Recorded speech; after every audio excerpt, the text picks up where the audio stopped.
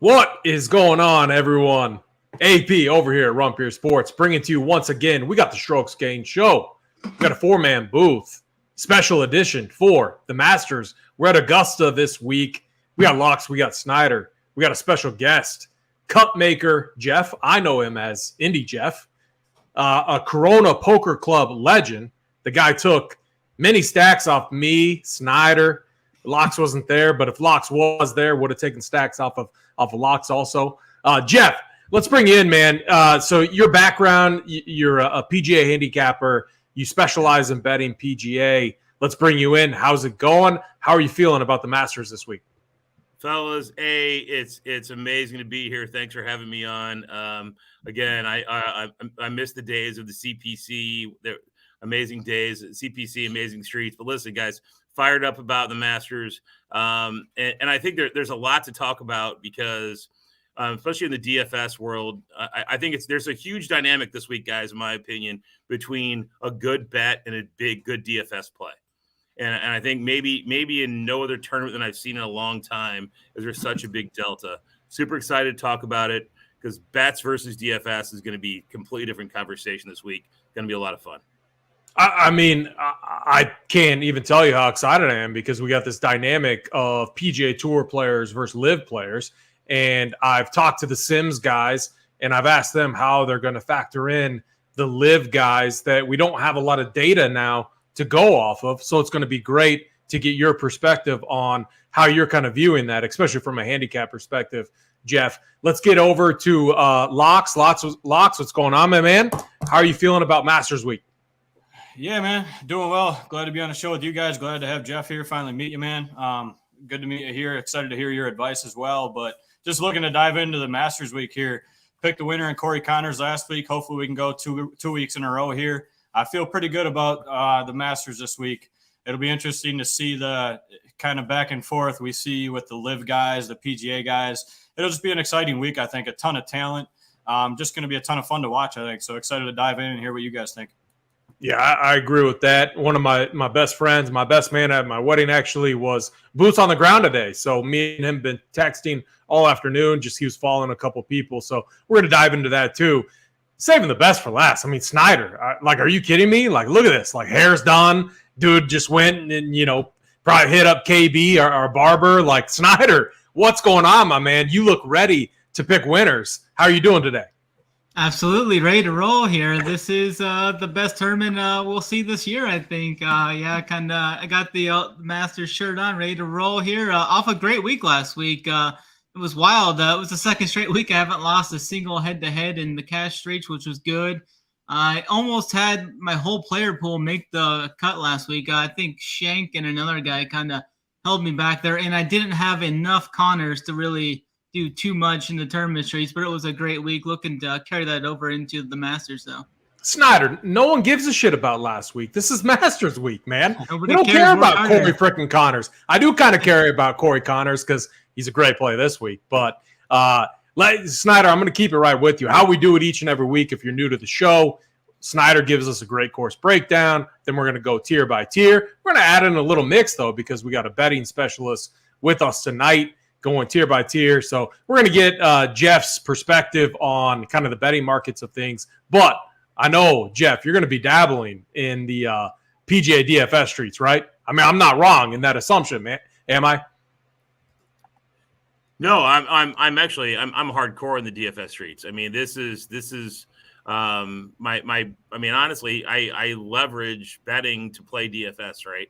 I think that's the way you got to do it. And if you're not looking at the betting markets and you're building your DFS lineups, you're doing it wrong. So, but again, I understand the correlations and understand the difference is a huge part of success in both. So happy to talk about it. It's going to be a ton of fun, guys. And I'm going to have some strong stances. I mean, I'm taking some stands. Like I'm building 20 lineups and then I'm building some single entries. So I'm taking some stands and can't wait to talk about it. And let's get it rolling. Yeah, I absolutely love that. So we are going to get it rolling. If you don't have it yet, get your notepad out, take some notes. It's going to be a great show. Snyder, get us started with the course breakdown. Yeah, we're here at Augusta National. As everybody knows, the par 72 is going to measure just over 7,500 yards this year. They've lengthened a couple of the holes there. It's going to play just over 7,500 yards this year. The bent grass greens here are going to measure right around 6,500 square feet on average, and we'll be rolling at around 14 or greater on the stimp meter. It'll be interesting to see how fast these greens roll, depending on the weather that we could see here. But these are going to be some of the toughest greens that they see on tour here, with a ton of undulations here, runoff areas. Course history and experience here at Augusta is vital. I think the golfers must be patient here as well, too. I mean, you can't force a score here at Augusta, depending on certain pin locations and stuff. Sometimes you just need to sit back and take your medicine here at times. Some new additions here to the course include a new tee box on number 13, which looks pretty epic back there, I think. It's going to force a much tighter tee shot, and they lengthened it by adding another 35 yards. So I think that extra 35 yards is going to give some of these golfers more pause, too, as they look to challenge Rae's Creek there to get home in 2 shots on the par 5. So I'll be interested to watch how that transpires. The last 2 years, we've seen the winning score at around -10. And to have success here, you must be a great game manager as a whole, score on the par 5s here. And you gotta have the ability to lag putt here, and especially make the 5 to 7 footers here. Some of the other key stats we'll be looking at: course history, approach, off the tee, par 5 scoring, and short game. Yeah, very good. I mean, when I think of Augusta, we think of the wide fairways, we think about the undulation of the course. But really, when I think about the winners here, I always think it's a second shot golf course. When you think about Tiger, I mean, when you look at it, so many different types of players can win here. Your ball strikers, your imagine, like the guys that have good imagination. Cam Smith has been right there, Scotty.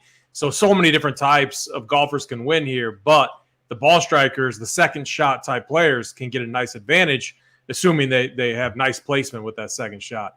Let's get into it. Let's go. We're going to go DraftKings pricing. If you haven't yet, hit the like button, hit the subscribe button. Helps us out a lot. All of our premium content is going to be out over at Run Pure Sports. We got the premium show going tomorrow. It's going tomorrow night, actually, 9 o'clock. We're going back to what we used to do. Big T, Redicek, our new golf guy. He's going to be in there helping to dial in winners along with JSU. It's going to be an awesome show. Back to the basics where the winners are picked at night. Let's get into it, though. Jeff, I'm going to start with you.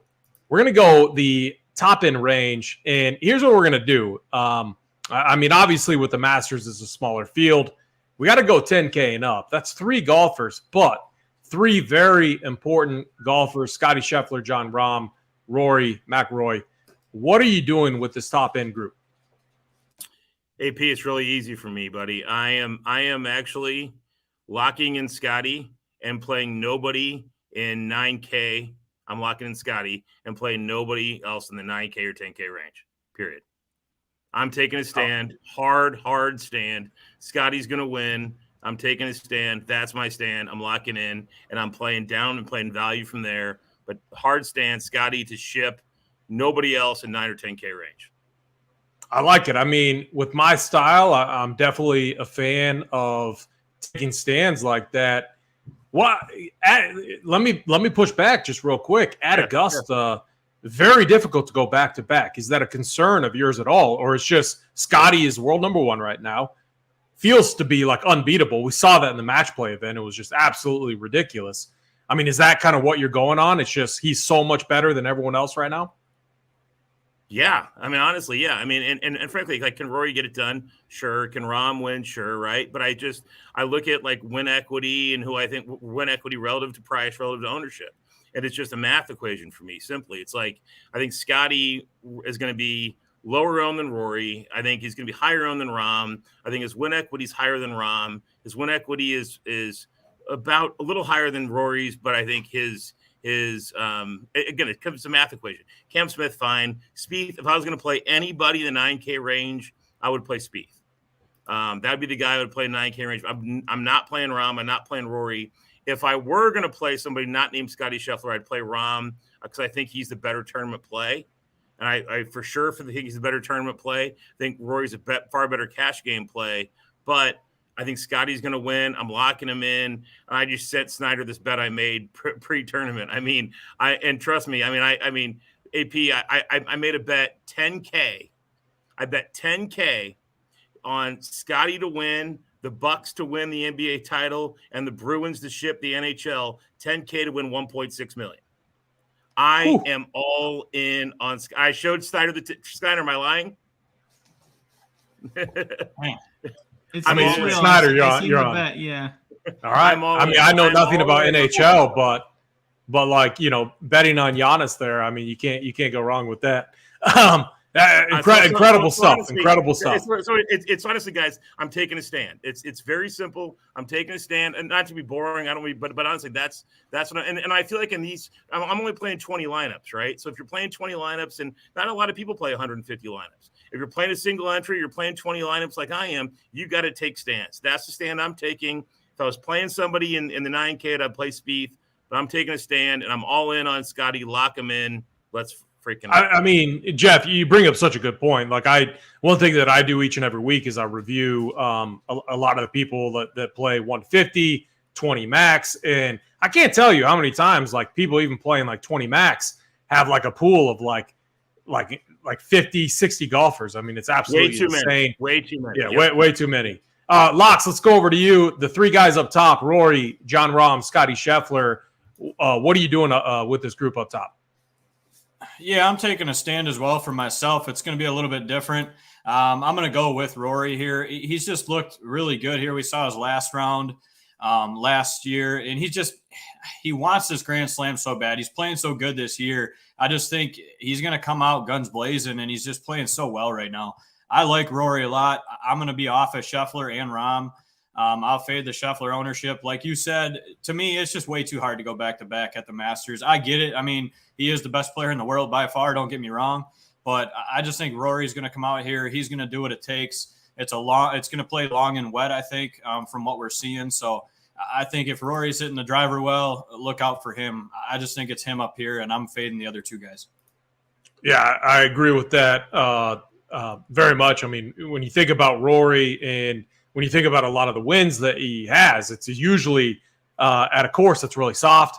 Augusta expected to get a lot of rain this week, already getting, summer. I mean, it always looks green and lush. It always looks perfect, beautiful. But, with the rain coming in, obviously it has to benefit the high ball striker and Rory. Snyder, what are you doing with this top range? I do think this range is really important. I mean, the amount of win equity, like both Jeff and Locks talked about, is just so high. Rory, Rahm, Scheffler, what are you doing? Are you playing them all? Are you fading anyone? Or are you taking a stand? I'm going to be looking to play Scotty the Kid for sure up here. He's looking for back-to-back green jackets. Once again, arrives in just great form here. This is going to be his fourth time playing this event. His ball striking stats have been incredible over his last 5 events too. He's coming in averaging just around 10 strokes gained ball striking in each event over his last 5 events. I think he's just playing on another level right now. But I do think Rory is the guy that can challenge him there. He did make a couple of equipment changes last week. Looked like they really paid off well too. He resolved the issue he was having with the driver. He drove 18 green that one day, just carried it like 360, which could be huge here, especially if it's wet. And the way they mow the fairways here, they mow everything against the golfer to mitigate as much rollout as possible. So I like some Rory as well. I think I'll have him in there for sure as well. He has three wins and 6 of their top 5s in his last 12 events too. So he's kind of rolling in the same form. I'm going to be off of Rahm though. I just don't trust his recent form. The swing looks to be off a bit at times too. He just got dusted by Fowler in the match play. I just think I'd rather play the other two versus Rahm, but Rahm's definitely going to be the cheaper or the lower owned one for sure if you're looking to get different tournaments. So, I love that you brought that up because I just had this debate with Gary, and Gary was just like, something feels off with Rahm. I'm like, Rahm has like 4 wins on the year already. Like, it's a match play event. I don't value that at all because match play is just a completely different animal. The event before that, he was 1 under at the Players, had to withdraw because he was sick. That first round was brutal. Like, it was absolutely brutal. He was in the top end of that range. Like, I think the best score in that first round was like a 68. Rahm shot like a 71. Many, like the scoring average, like 73.5. So I'll push. I hope that narrative pushes the Rahm ownership down because I love Jon Rahm. I think he's built for Augusta. I think he's absolutely made for this course. And maybe, just maybe, that's what he's been thinking about. Sometimes we're always thinking ahead, and it's hard to master what we have in front of us. Maybe that's the case with John Rahm. Here's the other thing too, and this is going to sound like I am such an advocate of taking stands. Like I'm with you, Jeff, on that.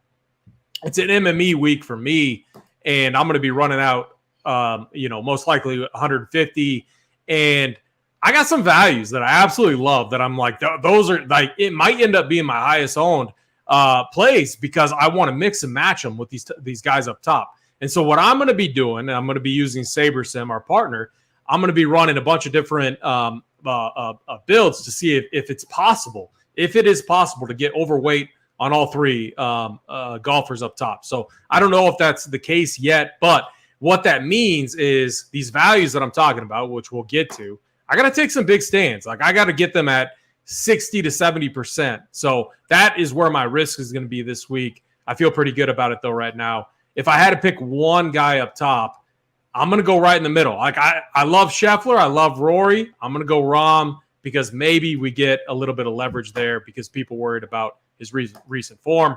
If you haven't yet, hit the like button, hit the subscribe. It helps us out a lot over here at Rump Your Sports. Let's go down to the 9K range. A larger range. Real quick. One thing I think is super interesting is when you look at guys, though, I want to throw this out there because I think this is important for people who want to try to get maximum leverage, is if you look at top 10 equity relative to ownership, Cam Smith is the best play in the 9 to 10K range. Talk to me, Jeff. Talk to me. And because like I think that's you guys like this is like you've got to think about this like macro level, and you've got to be strategic. And this is not a pick the best players week. This is you've got to be strategic. You're playing freaking Risk. You're playing Stratego. This is a game. And so I look at this and I look at ownership, and Cam Smith is going to be like 6% owned. And I think it's crazy. It is crazy. It's fascinating, right? So I think when you look at that and look at equity relative to their ownership, guys, like when you're building your lineups, factor that in, and then take stands. I said before, I'm hard fading Cam Smith. I'm hard fading a lot of this whole range. But if I were not, and if I were trying to, if I were building 150 lineups, I'd probably go 50% Scheffler, 50% Cam Smith, and those would be my two stands because Cam's going to be so different, and he could ship. He absolutely could ship. We've seen him here, and like if he ships and he's 5% owned, you are going to be so clean. So you could have we'll talk about all the chalk later on. You'll be so clean later on. Cam Smith is an elite play if you're playing north of 20 lineups, in my opinion. Well, Jeff, I'm going to keep it with you. We're in the 9K range now. We got a dynamic to also talk about, which deals with Cam Smith. But I think the thing I'm most excited about this week, and I think everyone has to be, especially like how do we like figure this out from a DFS standpoint, but the dynamic between PGA and LIV. Now, I've tried to do I've been thinking about this for like a week now. I've talked to a bunch of different people, and I've gotten a ton of different opinions on it. But like, it's a really interesting dynamic. You got the PGA Tour, the guys. I mean, we see them each and every week. Then we got the LIV guys. And it's like they've played 3 events this year? I mean, if that, like, talk to me about the 9K range. We got 2 LIV guys we got 1 LIV guy in this range, the one that you talked about in Cam Smith. But what are you doing with this 9K range for DFS? Who do you like? Is there anyone that you're fading in this range? Well, I mean, again, I would play Spieth if I were playing one guy in this range. I think Cam Smith is super interesting if I were ranking him from like a cash-ish perspective, 20 or less, I would go Spieth, Cam Smith. I'd fade the rest. But I've got a lot of opinion on LIV and AP. I'll just talk about it briefly. Like, well, I know we're going to get into a lot of guys later down, and I don't want to do any spoilers here, but I think last week changed the entire LIV dynamic. And I will talk about that certainly later on. But and I think what it did is I think it hurt Cam Smith's ownership, which is good if you like Cam Smith going in. So in my opinion, the only 2 guys you can play in this range are Cam Smith and Spieth. For me, listen, you can make a case for Cantlay. You can make a case for JT, Homa, Morikawa. You can make a case for these guys. But for me, it's very straightforward. Spieth, Cam Smith, those would be the only guys I would play in this range. That's it. Yeah, you make a good point. And one thing that I did is I looked at last year's pricing and I looked at this year's pricing. And one thing like to keep in mind, last year pricing was pretty tough. This year pricing is very, very soft in my opinion. I think there's a lot of underpriced golfers. An example of that is Justin Thomas. Justin Thomas is so he was 10,300 last year. He's 9,300 this year. So that's just one small example of kind of the soft pricing that DraftKings has given us this week, which is going to, bring in kind of an interesting dynamic. Locks, let's go over to you. The 9K range. What are you doing with the guys in this range? Who are you on? And is there anyone that you're fading? Yeah, I'll talk about a few guys here that I do like. I'm kind of in lockstep there with Jeff. Cam Smith is my favorite play in this 9K range. I just think he has what it takes, especially at this course. He's even said it. He feels at home at this course. 3 of the last 5 years in the top 5. I mean, these guys coming from the LIV just want to show up all these dudes on the PGA Tour. That's what they're going to want to do. And this low ownership on Cam Smith, like Jeff said, just baffles me. So I got no problem playing him. I'm jamming him all day. And then my next 2 favorite are JT and Jordan Spieth. I'll be on those 2 as well. Just great history here. They always play well here. They're both hitting the ball really well now. So I don't know. I'm going to be on those 3 guys. Those are my favorite plays. I'm honestly probably not playing anybody else in this range. I'm going to cross off Cantlay, Homa, Morikawa, Schauffele, and I'm just going to play my 3 favorite guys in here. Wow. I mean, that like one thing that I'm struggling with is like making the, Xing people out because like this range is stacked. JT. Hey, AP, I'm gonna make this real easy for you. Okay, go Rubik's real easy for you. Can we do a bet? I'll bet you $100 and I'll name the players. You pick somebody else. I'll take Finau and I'll give you Xander, I'll give you Morikawa, I'll give you Homa, I'll give you JT. And I'll give you. I'll take JT. $100. $100 bet. Yeah, that's a bet. Yeah, all right. I got it down. All right. JT, $100. We're on the board. We're on the board. All right. JT versus Finau. All right, Snyder. Let's go over to you. 9K range. Keep this going. What are you doing? Anyone that you're fading? Who do you like in this range? Yeah, for sure. I'm right there with you. I thought Cam Smith is one of the best plays on the board when I'm just looking at what I think his win equity is, how his course history is here compared to the 6 to 8% ownership that I think he's going to come in. I think that he made some comments earlier about maybe he wasn't in the top tier form heading in, but I think he's going to be just fine. I think that's going to help lower his ownership too. I mean, when you look at his recent form here at this course, he's debatably the best. He's got the best course history here, debatably. I mean, him and Rory maybe a 3rd, 10th, 2nd, and a 5th in 2018. I mean, Cam Smith just owns this place. And I think if the conditions get tough, I mean, he's an Aussie. He loves those tougher conditions, windy, wet. I don't think that's going to bother him at all. He had a really good round going, too, in his final round at LIV. I think he was like 5 or 6 under through 9 and then gave a couple back on the back 9. But the game looked pretty informed there. He won, 4 or 5 times on tour last year. I think he's going to be just fine, and I really like him in this range at 9.8. I don't think I'm going to be able to get the Spieth. I think it's a very, very scary fade there. He's going to be right around 25% ownership, so I think that's just going to be like an ownership fade for me there. It just never seems to work out with me in Spieth, so I'm just going to get off of him at 9.7. I'd rather just play some guys below him for cheaper price. What's that? Snyder, no one cares what you think of. Everyone right now wants to know what Mitch Snyder is doing with Colin Morikawa. That's what the people are here for. What are we doing with Colin Morikawa? Yeah, I think it's interesting when you look at him, what he's done here at Augusta. I mean, it all comes down to the putter like normal for him. The approach game was a lead at the Players. He gained over 9 strokes there. And the putter let him down like usual there. But the last 2 times he's been to this course, he's actually slightly gained strokes putting here. I do feel like he putts better on some very fast, tougher greens, which kind of mitigates his bad putting. I think it mitigates or brings the field kind of down to each other there. I think it's going to be another tough deal. I do worry about Morikawa in the wind, in the cold, in the rain, though. He's not a guy that likes the cold weather. He's a California guy.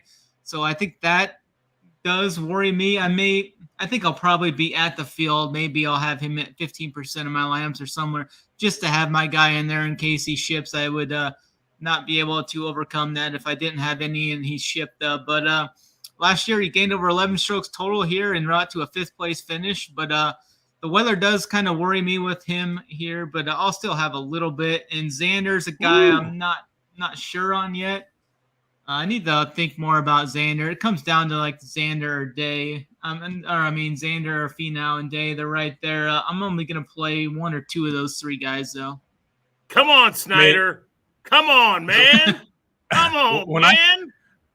When I think of Xander, it's like he should be such a good play. I mean, obviously the price is nice. We talked about the soft pricing.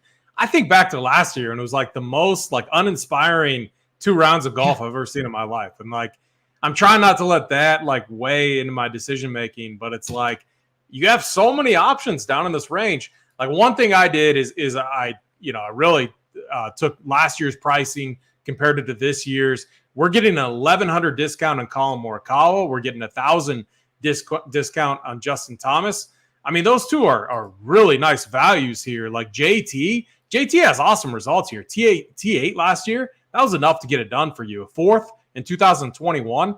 Tiger and him are like this. Tiger always refers to him as, like his little brother. Those 2 just go around, talk the course. I mean, JT has everyone's going to, give me crap because I'm a JT homer, but I'm just trying to spit some facts here. Like JT at 9,300 is going to be very difficult for me to come off of. One thing that I always value and weight heavily here is your stroke gain around the green, that short game. That's like been JT's strongest part of his game right now. I know the putter has, failed him, but he's been so good around these greens. So though, like JT for me is a phenomenal play. And then, I mean, Snyder, I'm sitting here kind of baffled. Like I was expecting much more out of, Colin Morikawa. I mean, he ranks 5th in the model that I have, what I'm looking at. I mean, 9,100 for a 2-time major champion, a guy that honestly, in my opinion, kind of built, like I know you think about the undulating greens, like hard putting and stuff, but really when you think about this course, a second shot course, it's all about that position. You get it, the fairways are relatively easy to hit. It's all about that second shot. I mean, Colin Morikawa, this place is like built for him, in my opinion. I think we saw glimpses of that the last 2 years, a T18 and then a 5th place finish. Colin Morikawa is a guy that I have as an outright. I think he could win here. I think he could definitely be putting on the jacket. Very disappointed, though, in you, Snyder. I thought you were going to sell me on him even more. I guess I'm just going to have to, like, get way overweight him. Someone has to carry the team here for Colin Morikawa. But I think, like, for me, it's in this range because you got to take some stands. You got Cantlay, you got JT, Homa, Morikawa, Schauffele. I mean, it's just loaded. Spieth, Cam Smith, absolutely loaded. I want leverage in the Jeff, you talked about it, and I thought you brought up a really good point. I want max leverage in this range, and I think that's Cam Smith, and I think it's Colin Morikawa. The chalk I'm going to eat is Justin Thomas. Those are the 3 that I like the most in this range. Fades, it's tough. Maybe Cantlay, maybe Xander. I'm really torn. I'm telling you, it's really tough to make fades, and that's why I'm going to go back to my one take that I think is my most confident take. Everyone's going to play everyone. Ownership's going to spread out. I looked at last year.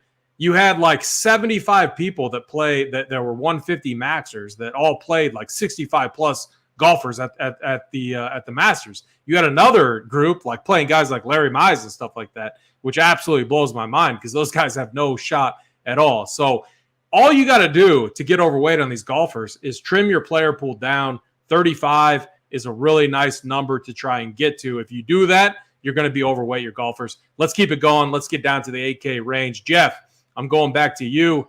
8K range, another loaded range. We have more live golfers in here. Obviously, Masters winner from 2021, Dustin Johnson. You got another Masters winner in Jason Day. Lots to talk about in this range. Obviously, Hideki too. What are you doing with the 8K range? I mean, you hit a lot of it, but I mean, look, guys, the ownership's going to be pretty straightforward. I mean, I said Finau AP. We got our locked in bet with JT against Finau, and I think Finau is going to be chalk. I think Day is going to be chalk, and I think that Sanjay is obviously going to be chalk. Guys, and this is a very important point. I bet Cameron Young at 45-1, and I think Cameron Young is a terrific bet. I think he's a terrible DFS play. I bet him. I have a ticket, and I hope he wins. It'd be great, but I'm hard fading him, completely fading him in DFS because of his ownership wise.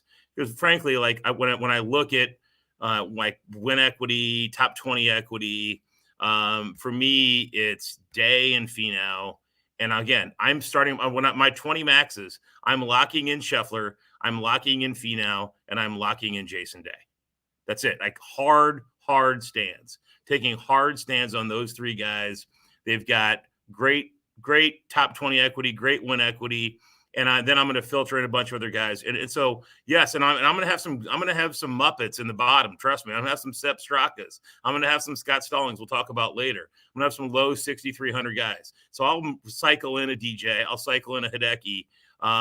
The other guy I would talk about in this range, I think is going to be come in a little under-owned that I like a lot is Matt Fitzpatrick. He's been injured. We know he has not been great, but his upside relative to his ownership, I think, is worth considering. So for me, it's Finau lock, Day lock, sprinkle DJ, sprinkle Hideki, sprinkle Fitzpatrick. I love it. I mean, I love the stands, and I mean, you can't go wrong with top 10 Tony is who I call him, and then also like Jason Day, just in incredible form. Like the guy's been playing such good golf. Can't go like T19 at the Players, T10 at the API. I mean, multiple top 10s. Like, I absolutely love that call. Locks, let's go over to you. 8K range, absolutely loaded. What are you doing with these guys? Yeah, this range is fairly simple for me too. I'm taking a lot of stands this week too. I like to narrow down my pool in these types of tournaments. It's just how I like to play them. So it really, for me, it's these top four guys. It's Finau, DJ, Jason Day, and Cam Young. Everybody else on down in this 8K range, I'm Xing out. I'm probably not going to play any of them, honestly. I like these four guys. Probably Finau and Day are my favorite.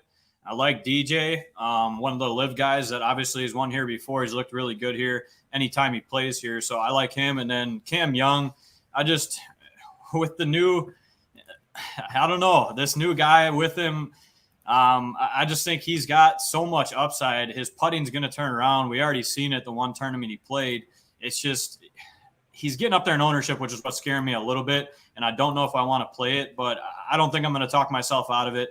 I've been on Cam Young all year. I'm going to stick with him. Otherwise, he's going to burn me one of these times. So I like the top four guys. The rest of the guys, I don't have much interest in at all. Hey, yeah, quick note, new caddy, Cam Young, Paul Tesori is going to be on my podcast on Monday. So shout out Paul Tesori. Yes, elite. That's why I like him a lot. That's why such a good pickup. Such a good pickup by Cam Young there. Huge. Yeah, absolutely. huge. And what I meant in this range is a lot of former major winners. So Jason Day, obviously PGA champion, not a. It feels like Jason Day should be a Masters champion when you think about his game. Maybe Jeff, maybe you're onto something. Maybe I got to go and get that outright going with Jay Day. Snipe, like maybe we're onto something. Maybe chat's onto something too. I've seen like two people say absolutely lock in Jason Day. I kind of like that call quite a bit. Snyder. The 8K range loaded, absolutely loaded. No one's talked about Dustin Johnson yet. Make sure you talk about DJ. I think he's a really intriguing play. I mean, DJ, when you look at his price last year, we're getting a $1,700 discount on him. Like it blows my mind that not many more people are talking about him. Yeah, somebody else nobody's talking about is a guy who is basically been in the top 6 in every major he's played over the last year. He was first at the St. Jude, was fourth at the Genesis earlier this year. Will Zalatoris is going to be like 5% owned. He's just been a major hunter. I really like him this week at low ownership. He was 6th here last year, second in his first appearance here back in 2021. He's actually, this is like one of the only courses where he actually putts really well at too. He's been really successful putting here with the flat stick, gained over 5 strokes putting in both appearances here, going sixth and second. I mean, he's got the all-around game, I think, to compete here, as we've seen. I mean, he did withdraw at the match play, but I think he was already knew he wasn't going to make it out of his pod, and he cited an illness, which is good. I mean, it wasn't injury related, I don't think. I think he's just a great ball striker, great par 5 scoring. Is a bad putter, but he has putted very well here. I really like Zalatoris this week at basically no ownership. And all the big-time events he's played over the last 2 years, seems like he's coming in top 10 on every big-time event. Nobody's going there. So I like Will Zalatoris at, I think, a 1K discount to where he was last year at the Masters. So I like him at 8,200 a lot. I think Hideki's fine there. I think he's a solid guy there. I will have Day and I will have Finau in my player pool for sure. It does kind of worry me a little bit with Finau, with him off the tee. I mean, it's been struggling there at times. If the ownership gets out of hand on Finau, he's the guy I would most likely X out over Day there. He was 35th, 10th, and 38th in his last 3 trips here. So if Finau does get to like 25%, I think I would just play Day there. And I think I don't think I'm going to get the Cam Young as well. I'd rather play Hovland for 100 cheaper or Hideki for 200 cheaper. So I don't think I'm going to get the Dustin Johnson either. I'd rather just play Will Zalatoris at $500 cheaper there. So it's going to be pretty another one of those spots where I just take the low-owned guy with a huge upside, just like Cameron Smith up in that range above. I think Zalatoris is one of the best tournament plays on the board this week. Hey Snyder, real quick question, because I think you're right in general. I absolutely think you're right. I got a question for you though, because this has been a hard decision for me, and so I'm sincerely honest about this question. So I'm seeing Zalatoris like projected at 17% ownership, which I think makes him a terrible tournament play. I think if he's 6, 7, 8%, I think it's a great tournament play. That's been my struggle. So if you're looking at this, where do you see him coming in tournament-wise? Because I think that makes all the difference in the world. Yeah, I'm looking at a few different sources, and I'm seeing him anywhere from 4 all the way up to 11%. I think he'll be in that 4 to 8% range, though. I think a lot of these other guys are going to soak up all the ownership. Like you got Day and you got Finau and you got some of those guys, and then right below him you got Connors and Koepka and some of those other guys. So I think Zalatoris is going to get JM, obviously, yeah. Sungjae, going to be massive. Yeah. So no, I agree. That's why I'm looking at ownerships that I'm seeing him projected higher than I think he's going to come in too. Because I agree with you. I mean this in all sincerity. Like if he's 6%, 7% owned, he's a terrific play. I totally agree. He's going to be sub 10%. Like ownership wise, here's what happens because we all talk about this. I hear it on every show, podcast. Everyone's like, oh, he's going to be too high owned. There's only, I think, a few golfers that we need to worry about ownership-wise. It's Corey Connors, definitely one of them. Brooks Koepka, I've heard, is kind of getting steamed up a little bit. Sungjae Im is definitely another one. And then you got the Jason Days, the Finaus, which I think are going to be low enough to where it doesn't matter.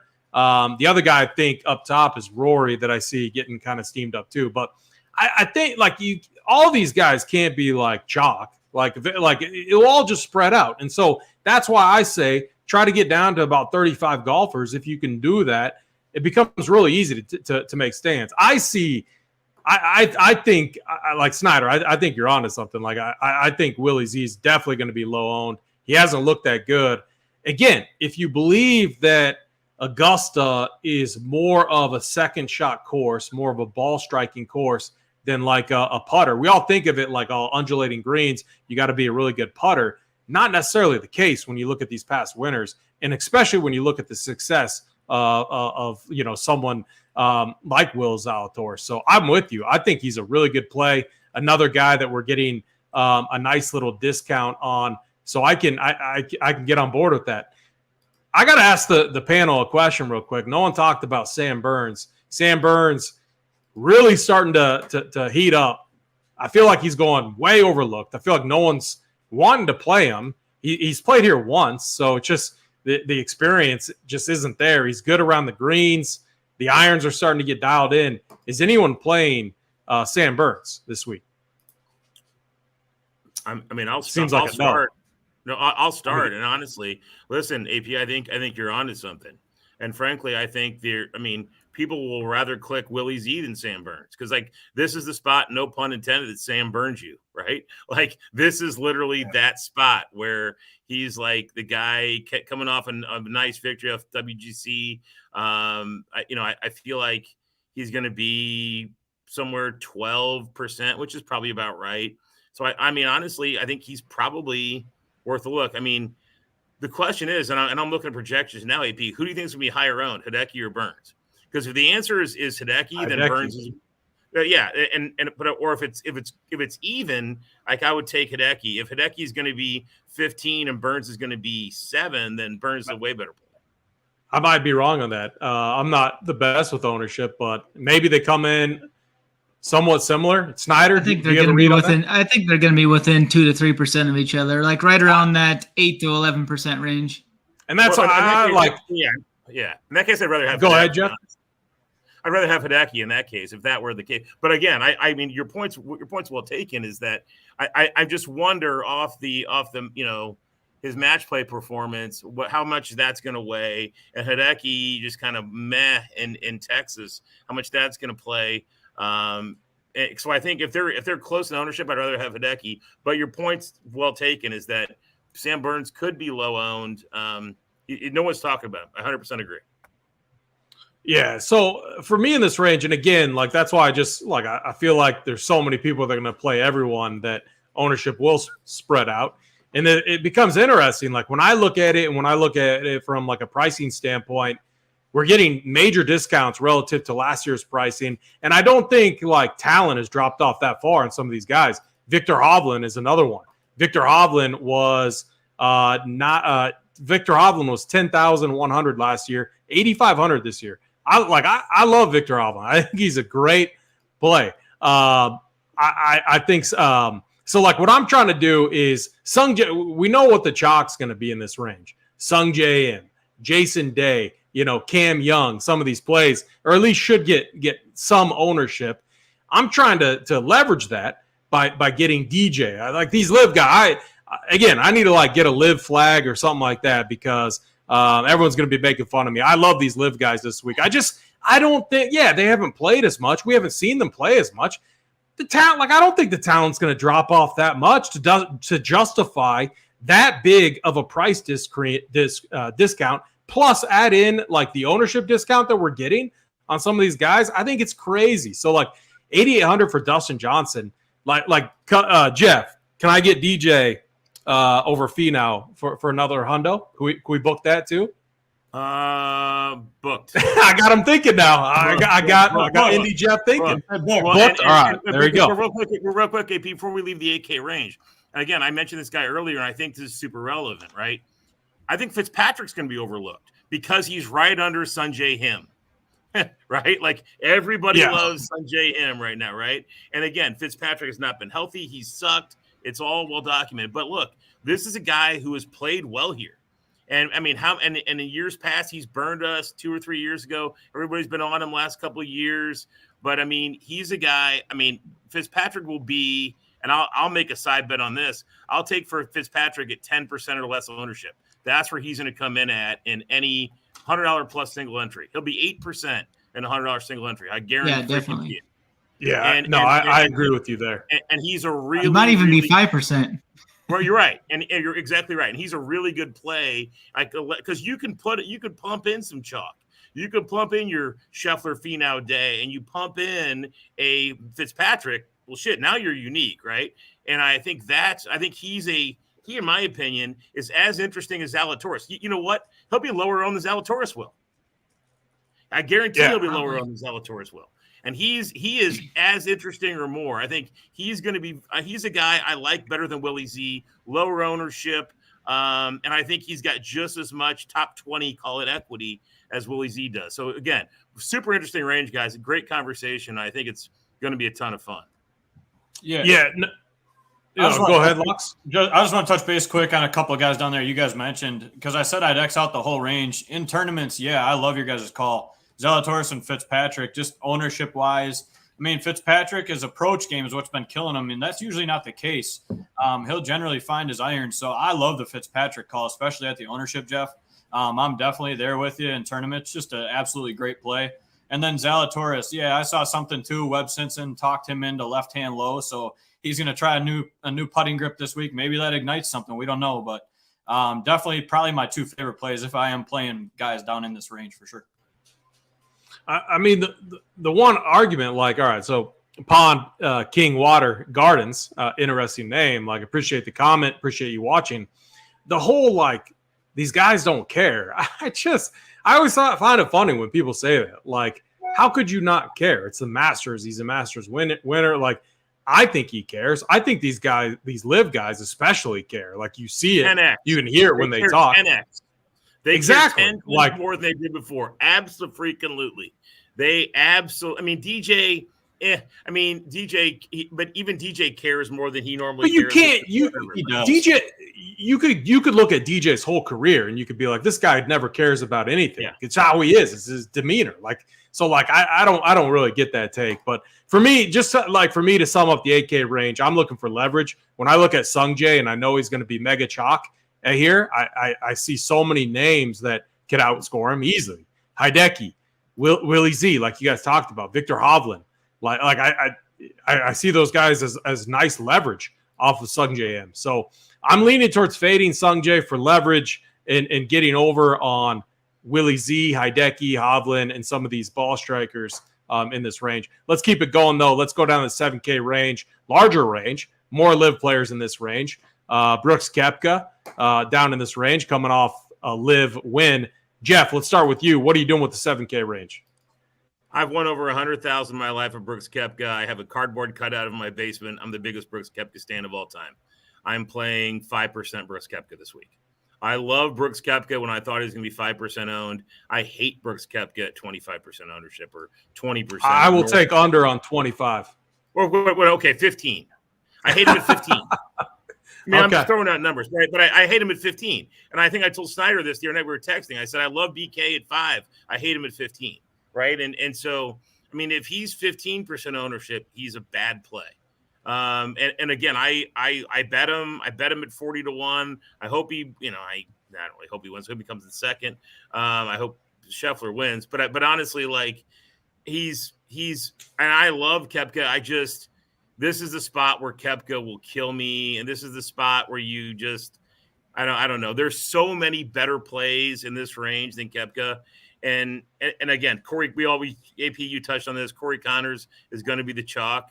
I think, guys, the two fascinating guys in this range, because I think, look, you're going to have somewhat distributed. You're going to have Connors, Koepka, chalk. You're going to have some let's call it 10 to 12 range, Lowry, Rose, Neiman, Fleetwood, and then and Minwoo Lee, and then you're going to have the forgotten about like Hatton, Tom Kim, Thigala. And so I think that's where it gets interesting. This kind of Rubik's Cube is who are you going to play in those spots? Who you like in those spots? I'm gonna sprinkle in Lowry, Rose, Neiman, Fleetwood, probably evenly. I'm fading Hatton. I'm fading Tom Kim, but and I'm fading Corey Connors. I think you have. I mean, the amount of chalk. Again, the way I'm building my lineups is I'm locking in Scheffler, locking in Day, locking in Finau. I can't lock in Corey Connors. I gotta get creative down here. This is where I'm going to get creative. I'm fading Koepka 95% of my lineups, and I'm straight fading Corey Connors because I have to. Doesn't Koepka have like the best win equity of like almost anyone, like 8,500 and under? For his price, like yeah. But he also has the highest miscut equity. I mean, right? Like, I mean, let's be honest. Like Koepka's range of outcomes is wider than almost anybody else in this range, too, right? So which is kind of wild. I was just looking at his win odds, which is a lot better than some of these 8K guys. But then I looked at his top 20 odds, and they were significantly lower than the same guys his win odds were above. Koepka for me is going to be a really tough fade. So I'm a Koepka guy. My good buddy Brent was boots on the ground today, followed Rory, Koepka group, said Koepka was just striping it. Said the Purdue kid was absolutely bombing it past both of them. Like, wasn't even close. Do you guys know his name? Like, I'm not familiar with him, but he's an amateur in the field. Said he was nuking it, like past Rory, which is super impressive. But No. What's the rest of his game look like? I have no idea. I asked, all I asked him about was Koepka. He said Koepka was striping it. So that's a practice round. So, I mean, and again, there's so many unknowns. I just think Koepka, when we look at some of the past, failures that he had before he departed to live, a lot of that was like injury related, I think. And he was very transparent about that. I just don't think you don't believe that, or you do believe it. No. I listen. I wholeheartly agree with you. I 100% agree with you, AP. I absolutely do. I don't want to play chalk Koepka, right? Like, not now. And that's my struggle. And I hope I'm wrong, because God, I would love nothing more. Because I'm either going to play like 50% Koepka or 5. That's my feel on this. I don't feel like I can be field average on him. And that's just because I'm only playing 20 lineups. And I think that's important to think about, right? Do you want to be in line with the field on a guy like Koepka, or because if he misses the cut, I don't know. But this is all game theory, right? This is important when you're building your lineups, stuff to think about. Yeah, we got a nice comment right here. I mean, this is kind of my problem too. Like the ladies, that's that's all they comment about too. So just about the length there. Just kidding. Let's keep it going, Locks. Let's go over to you. 7K range. So Jeff is fading Brooks Koepka.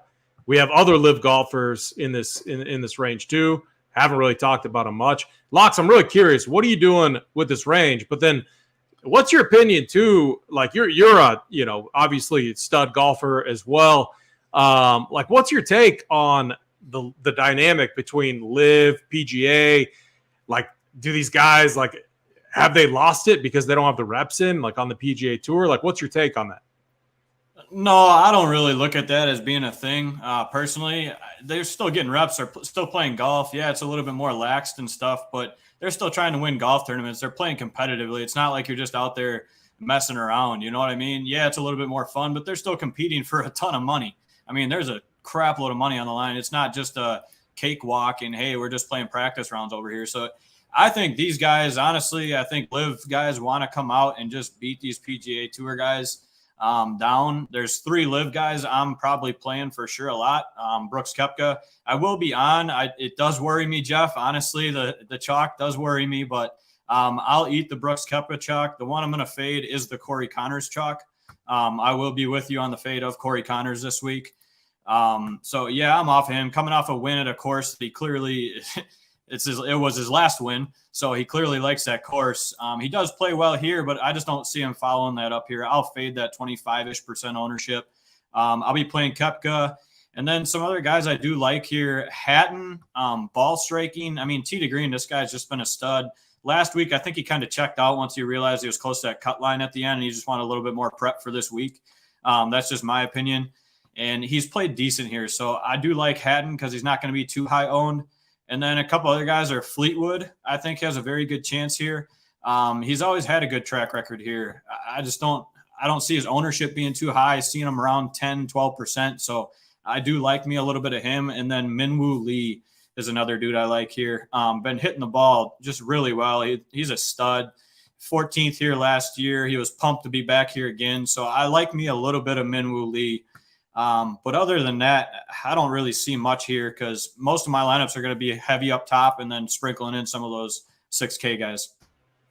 Yeah, very, very good. Locks, so I don't think anyone's going to talk about this guy, but we should comment. I know Snyder's not going to, so I got to ask you, Bryson, 7,500. I mean, is there any chance? Is there any hope, or is it just no? No, man. I'd rather bet him to miss the cut than put him in DFS. So he's gonna be there with Larry Mize, just that's just my opinion. I'll play Fred Couples and Bernhard Langer before I play freaking Bryson DeChambeau. I know, it's funny. I mean, ever since the what do you call this? A par 76, right? Yeah. I mean, the problem though is when you look at my one comment on Bryson, it's people are gonna play Cameron Champ because of his history here. And it's those two have to have some, similar things to their game. They both absolutely nuke it off the tee, but The problem with Bryson is just, gosh, those short irons into the greens have absolutely crushed him here. And it's been a rough scene for him. I mean, he's had no success on the Live Tour too, which is also a tough scene. But Snyder, let's kick it over to you. 7K range. Not a lot of chatter yet about some of these Live guys in this range. Also, at the lower, like Mito, I think is interesting. Louis, we got Tiger down here in this range. 7K range. What are you doing with the golfers down here? Yeah, I'm gonna definitely be on some BK here. I like where he's at. It sounds like he's finally healthy. He before that injury, he was like on the cusp of actually winning this event. He had went 21st, 11th, 2nd, 7th in the 4 trips prior to that injury. It sounds like he's finally 100%.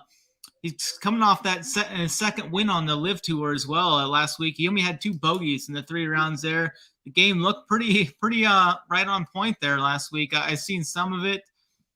So I'm going to be right there on Brooks. He's making his 8th trip to Augusta here. I think that history is huge. And he also has an afternoon tee time, which I think I'm going to start looking more towards these afternoon guys because I think they could see a little advantage here as it looks like I was just kind of diving into the weather more here. It looks like the winds are going to come up Friday late, and then Saturday looks like near a wash. It's going to be very windy late Friday and then into Saturday. So if I do play like a wind advantage, I'm definitely getting to Brooks there with the late tee time there. Patrick Reed's another guy I'm going to be on this week.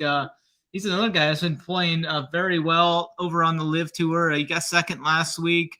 And the only other event that he's played with the PGA Tour guys was over in Dubai back in January. Him and Rory kind of had that little shootout where Rory won, but Reed was right there in 2nd. And they had their little tussle on the driving range tee, and nobody loves the drama and all that than Patrick Reed. I think he's going to grind through here. I don't think he's going to be that highly owned either. I think it is kind of coming up a little bit from what I thought it was going to be. I thought we'd get him like at around 8 to 12% ownership, but I think he's going to be closer to 15% now. But I definitely like some Patrick Reed. I'm going to be off of Connors too in tournaments. I'm going to play him in cash this year, but I'm going to be off of him in tournaments. So that's where I'm going to get my Connors exposure is just in my cash games there. Fleetwood's a guy. It looked like he was kind of peaking there off that T3 at Valspar, and then he just got absolutely dusted in the match play event there. Lost over 6 strokes of ball striking there, which is kind of worrying there with Fleetwood. I think he's fine, though. As long as he doesn't get steamed up too much, I think he'll be like 10 to 13% owned. Not going to play Tom Kim. Justin Rose is an interesting option there. I'm not going to play Hatton. He hates this course anyway, and he's coming off of a couple missed cuts there. He's kind of injured, too, a little bit possibly. Looking down here a little more at the low 7Ks, I think Mito and Chris Kirk are definitely some options I'll be looking at down there. I think they're both going to be under 10%. And I'm not going to get the Tiger either. I hope Tiger makes the cut. I think he finishes like 40th if he does. So I'm not going to get to Mr. Eldrick this week. He's not winning? Yeah. Come on. I mean, it's Tiger. I mean, who knows? That would be amazing. Do you guys know the odds to make the cut for Tiger? I know that's something that people look at. I'm sure Chat. I thought he was like minus 130. I think he's minus 120 to make it. Yeah. Oh, okay. Yeah. And so like the 7K range for me is where I'm making a lot of cuts. So like I talked about in the upper tier ranges, a lot of players that I really like, I got to make cuts somewhere. It's going to force me to get really overweight on some of these values. And I think I'm fine with it. Like because like, I guess my perspective is, and we're going to get to it. There's a few 6K guys that could end up being like some of the highest guys that I'm on, but it's like, if they perform and do well, and then I can mix and match these studs in, and you got all these win equity type guys up top. I don't even have to watch. Like, I don't have to look at the DraftKings app. I can just watch the leaderboard, and I know I'm going to be in good shape. One of those guys, though, Brooks Koepka, 7,600. I guess this is like locks. I'm kind of with you. Like, I'm hoping that the ownership is just not as bad as we think. I'm leaning on the fact that I really believe a lot of the people out there just play everyone, and that's going to make ownership kind of spread out. So, like, I could get 35% of Brooks Koepka, And like I have a feeling I'm going to be well over 2 times the field with that kind of mindset. So that's kind of where I'm at with Koepka. Connors is tough. There's times where like you want to make a fade, and I'm more talking like 150 max. And sometimes you don't like, sometimes the move, like the bad move is like Xing that player out. You can get underweight the field on that player. And it's a fine approach, in my opinion. Connors is that kind of guy for me, just because I'm making so many other cuts in this range. Like I'm not playing Hatton. I'm not playing Justin Rose. I'm not playing Tom Kim. I'm not playing Adam Scott, Sahith Theegala, Keegan Bradley, like Abe Answer. Louis Oosthuizen. I'm not playing him. So like I'm making a ton of cuts down in this range. I will have guys that I'm on. Koepka is one of them. Neiman, I think, is interesting. And then the other one is Mito Pereira. So, I mean, it's, again, call me Mr. Live this week. But I think Mito, the dude is talented. The dude's an absolute stud.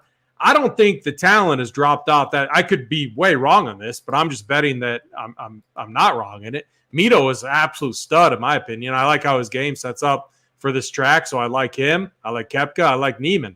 I'm going to fade some of these other guys and make some stands there. So that's kind of how I'm playing this range. I'm making a ton of cuts, getting overweight on probably 3 guys, and I'll feel good with it. Let's get down to the 6K range. If you haven't yet, hit the like button, hit the subscribe. Helps us out a lot over here at Run Pure Sports. Jeff, let's start the 6K range off for you.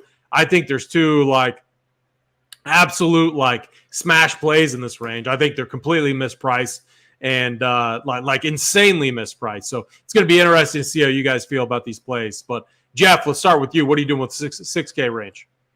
Well, yeah, no, I mean, I think there's some pretty clear, obvious, straightforward kind of chalk plays here.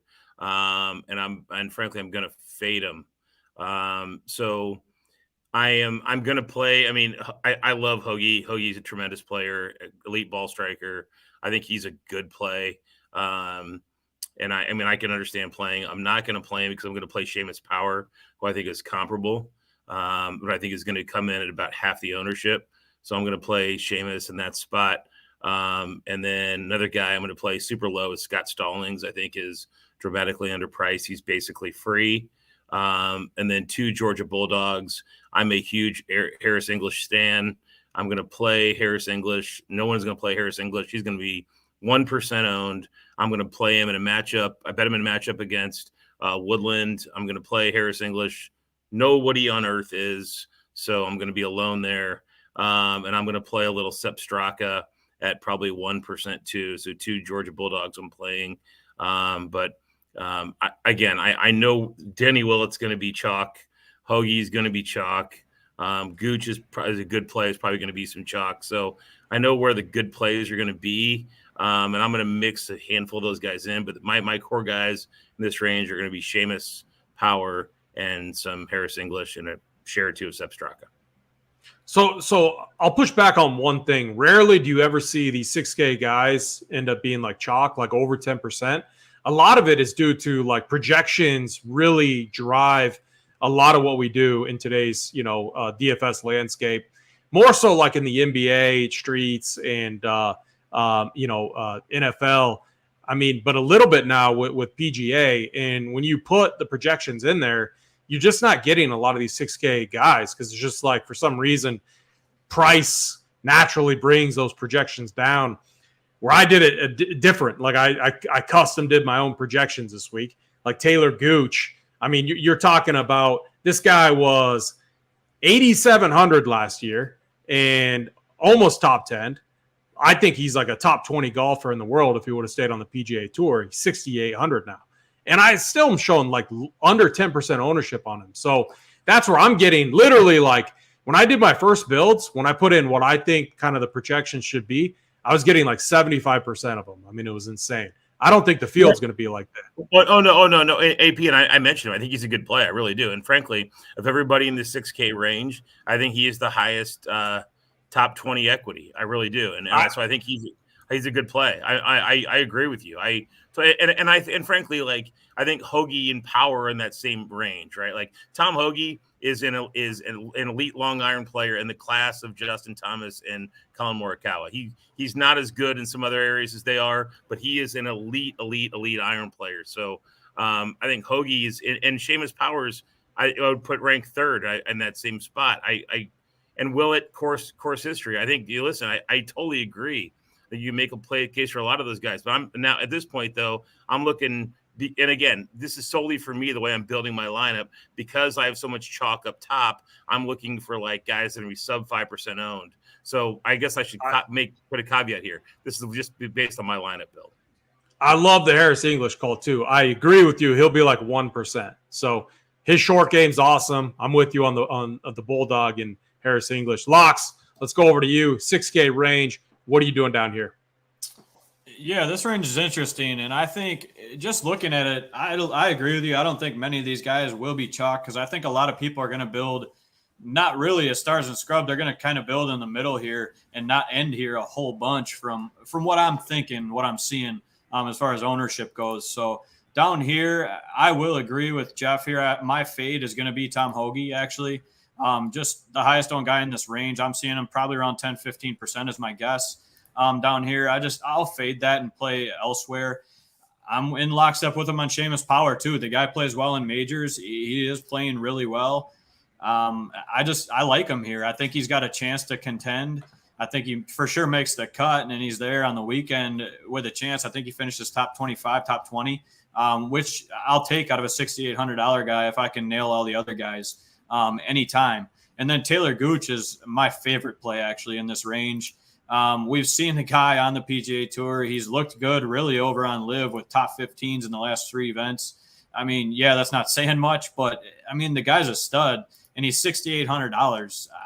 I think that's a complete misprice for Taylor Gooch. I think he's a great play this week. So him and Power are probably my favorites down here. I will not be on Harris English. That's where I'll be different from you guys, I think. Just hasn't looked good to me this year. He hasn't shown me anything. Yeah, he's got a 21st finish here, but I haven't seen enough lately for me to be able to play him. I get it, to get a guy like that at $6,700 under 4% owned. I totally get to play in a GPP and stuff, but it's just not for me this week. So I'll cross him off. And really down here, I'm not liking a whole lot else. I like the Sepp Straka call. Who was another guy I was looking at? JT Poston. Scott Stallings. Come on, man. Scott Stallings, I mean, he's almost free. And Scott, like the end of last year, he was on a heater. He's had some. I mean, please don't play him. Please don't play him. Because I'm going to play like 10%. You probably talked me into him, Jeff. Honestly, I don't mind that play. I wasn't going to X him out. I'm not high on him, but sub 3% from what I'm seeing. Yeah, I can get on board. So I'll play a little Scott Stallings with you.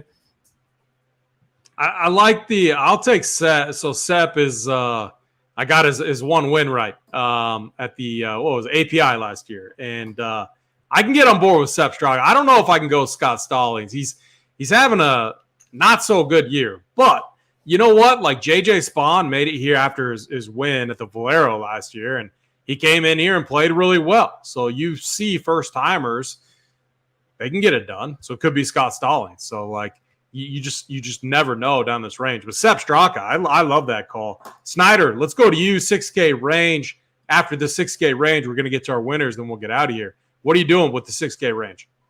Yeah, I think I could get on some Sepp Straka in English there. I didn't really have much. Wasn't really looking at him too much, but I think I can get on board with that. They've been decent here recent for him. Sepp Straka, I was just pulling him up. 22nd at last week. He was 5th at Honda. Harris English had a second place finish at the API, 12th at the Genesis. He was 21st in his only stop here. So, yeah, it's fine. I mean, Sepp Straka was 30th here. I think they're fine. I do like Seamus Power quite a bit, though. He was a guy I was kind of zeroing in on there. He's been really good around the green. 11 of 12 events he's gained around the green. He gained strokes everywhere besides putting here last year when he finished 27th. I think he'll be like 5%. I like that. Gooch has been a guy that's been playing solid golf on that Live Tour, whatever you want to say about the Live golf or whatever. But he was had a good finish at the Live Miami last October. He was top 35 or better in 3 of 4 majors last year as well. I think he's a guy underpriced. Like you said, he was 8,700 last year here.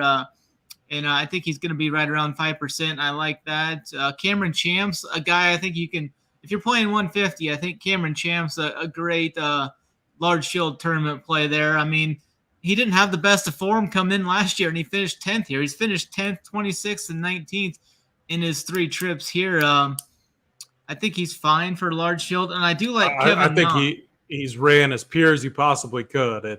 I mean, he's a bomber, and that you might need that here. But that's like Snyder. I go back to I mean, Bright. Like, I would probably play like if I had to play a guy like that, like I'd probably take like a Bryson over. Like Cam Champ's been so horrible. I think he gets some ownership here. Like I was showing, he was like 5 to 7%, which is just insane to me. Like I think he had no finishes inside the top 70 in his last 6 events coming into here last year. But I mean, that's just he's gonna be like 1% owned if you want to play him in 150. No, I think people are, because people weight history here, which I do too. I'm showing I think he's gonna get more than you think. I'd be surprised if he's over like 3%, but yeah, it could be for sure. I'll take over 3. Hang on, guys. I got a $20 bill for whoever tells me the answer to this question. Tell me the only guy in the 6K range in his last 3 trips here finished 14th, 12th, and 13th. Kevin Na. Nah. That's who I was just about to talk about. He was my next guy here. I was ready for that. And no one's mentioned him. And frankly, I mean, honestly, like that I ran a bunch of lineups, and I had too much Scott Stallings, and so some of my Scott Stallings shares I plugged in Kevin Na. And full disclosure, because I think that I'm fine being 5% Scott Stallings and 5% Na. I think he's worth sprinkling in. I mean, he's going to be sub 5%. And I think he's as a last guy in your lineup, you could do a hell of a lot worse than Kevin Na. I mean, Kevin Na's going out with a twosome with Mike Weir too, right out of the gate. I kind of like that, like nice, comfortable pairing, just you and him, like. Charlie Hoffman streets. The Charlie Hoffman streets. Charlie Hoffman, exactly. I mean, that guy was like a first-round leader, like absolute hero back in the day. Nas actually made 8 of his 9 cuts here too, and he finished 6th at the Live Tucson or whatever that was. I think Live Tucson a couple weeks ago. He finished 6th. I think he'll be like 2% ownership as well, like maybe 2 to 5%. But yeah, I really like that knock call as well. He may be in one of my segments here coming up as well. I think I'm going to be the only one off of him. I just don't see it on a long, wet course. I'm not seeing it. So speaking of long, wet courses, Taylor Gooch and Jason Kokrak for me, I like in some of the builds I ran. Now keep in mind my strategy this week. I want a lot of these dudes up top because I think the winner's coming from up top. I need some punt values. Kokrak 6'5", Gooch 6'8". Kokrak's a bomber, absolute stud in my opinion. Went to Live to get a couple bags, and that's fine. Gooch did the same thing. They're underpriced. I'm way over on these guys. I think they're great plays. I also like Adam Svensson, Danny Willett, and then I also have some Kevin Na too. I am concerned. Like reasons I'm not a high on Usti is very similar to like the Kevin Na thing. If the course is playing soft, I do worry about some of those guys, but Gooch, Kokrak, I don't worry about that at all. Hoagie, I think he's a good play as well. Harris English, I think, is interesting. So that's kind of where I'm at on the 6K range. Hey, let's go ahead. One last $100 bet for you. I'll take Henley. I'll take Henley against your Gooch. Yeah. All day. Oh man, Henley against Go. All right, in. Whoo, baby, love it. Good action. Anyone else want that? I mean, I'll go all day. Henley versus Gooch. I'm with Gooch on that. All right. So Jeff, we're moving on to our winners, and then we'll do. Then we'll get out of here. We always do 2 winners. We do who we think's going to win. Odds don't matter, and then a longer shot that you can bet. I'm going to go Snyder. Let's start with you first. I'm going to go with a guy that I think has a lot of win equity here. He's a little bit down the board. On DraftKings, you can really get a good price for him. At BetMGM, he's 20-1 to win the event, but at DraftKings, he's 35-1. Cameron Smith, I really like him at 35-1 to win this event. And then a guy a little bit down the board. I don't think a long shot's going to win this, but if I had to go anywhere down there, I'm going to go with my guy Zalatoris at 45-1. I don't think a long shot's going to win this, so I'm going to go with two guys kind of in that mid-range with Cameron Smith at 35-1 and Will Zalatoris at 45-1. Wow, those are two fantastic picks. Jeff, let's go over to you. Who do you got winning this, and then a longer shot that you like? All right, so I mean, I think Scotty Scheffler is going to win. I mean, that's boring. I'm sorry, but that's really boring. but I'll say this, Snyder, Jesus. I mean, I didn't realize how high Cameron Smith had run up the board. I'm going to see where he's at Circa too. I love Cam Smith at 35-1. That's a fantastic price. I mean, that's phenomenal. And frankly, guys, aside from that, I tell you, call me crazy. 50-1 Justin Rose is my longer shot. I like Justin Rose this week, and I'm playing him in a bunch of head-to-heads. Guys, so 50-1 or north, I would play Justin Rose as my winner. I like it. That's a good call. Locks, let's go to you. Who do you think's winning and a long shot? Yeah, this week, I mean, we're seeing a very good informed Rory. He's just a freaking stud. I think he gets the career Grand Slam finally. The world number one right now is going to place a new jacket on the new number one that's going to get his Grand Slam. I think it's going to be sweet. I think Rory's taking it home this week. I've thought it all year. At the beginning of the year, I've been saving him in my one and done for the Masters. I just had a feeling about it. I still do. He's striking the ball so well. Just got to get the putter going a little bit. So I think he's taking it down. And then my long shot, what's Cam Young's odds here? What is Cam Young's odds, Snyder? 35-1. 35-1. Is 35's the best number, yeah. Does that constitute a long shot or no? That's going to be my long shot. I think Cam Young with the Sori on the bag is going to be my long shot to win. I like it. For me, I think Jon Rahm is winning. The odds are just, I mean, I just can't really bet that. Like, I can't bet Rahm, Rory, or Scheffler, but that's why we do this segment. If you want a true long shot, this is way out there, but this is a guy who's a PGA Tour winner. He went to live, but I think these odds are just kind of crazy. It's we're on. Jason Kokrak, 250-1. It's literally like an absolute dart throw. Like, Taylor Gooch would be my preference, but Taylor Gooch's odds are way better compared to Kokrak. So Kokrak, big stick. I think his best finish here is T13. I don't know. I think those odds are way off. So I think an absolute long shot, go put $25-50 on it. You're not sweating too much. So that's kind of where I'm at. But Rahm is the guy I got winning. I can't chat. I can't say Justin Thomas. I say Justin Thomas almost every single week. You guys would boo me off the show. So I had to go a little bit different there. Hey, Jeff. AP, I'll throw one more real quick. One more bomb. You mentioned a bomb. I put $100 on Harris English at Circa at $375.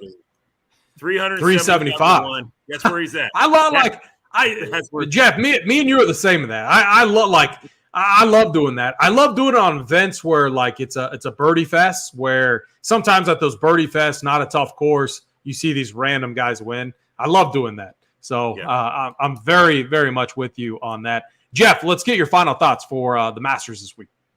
Yeah, guys, listen. We talked a little bit about this, and AP, you mentioned betting guys like Rahm, Rory, Scheffler. Guys, what I would encourage you to do, if you like a guy in that range and you want to bet him, maybe parlay him with some matchups or some top 20s or some other guys to help boost those odds. I do that all the time with basketball and other sports, and I talked about this. So that's a way you can boost the odds and give yourself some more leverage versus just playing the Scheffler at 7-1. You can turn him into 20-1 pretty easily, or Rory or Rahm or whoever you like. So, guys, I consider that a lot. I highly advise that. And, guys, it's been a blast. Thanks for having me on. Been a ton of fun. Yeah, appreciate having you on, Jeff. Very, very much. It's been awesome. Locks, real quick, final thoughts for the Masters this week. Yeah, me personally, just narrow down your field a little bit. I mean, if you play 55, 60 guys here, I just think it's too much. But just go with your gut. I mean, here you can't overthink it. You got to play the best plays. Don't worry about chalk personally. I just think there's good chalk and bad chalk. Just watch the weather news too. Obviously, that can change. I mean, maybe some rain and stuff affects everything more than we think it does. So obviously, there's a full day and stuff before it starts. So just pay attention to weather, pay attention to all the news that drops, and yeah, go with your gut and let's win a bunch of money. Yeah, I love it. Snyder, final thoughts. Yeah, looking forward to this a week. First major. This is my favorite event of the year. I'm gonna have the first run of the PGA Playbook up tonight with the cash chart. Showdown content will be coming full steam ahead this weekend. We're gonna have some shows in the Playbook. Showdown Playbook and course will be up as well. So head on over and join the move at runpuresports.com. Use that promo code Snyder15 for 15% off. Yeah, very good. Appreciate that, Snyder. Yeah, all the premium content's going to be up. Some of it's already up. A lot of my stuff's already up. We're going to have the premium show tomorrow, 9 o'clock Eastern. Make sure to catch that. If you haven't yet, hit the like button, hit the subscribe button. We appreciate all of you watching very much. With that, I'm AP. Jeff, thank you, my man. It was awesome. It was a pleasure having you on. Locks, Snyder, as you do each and every week, get us out of here.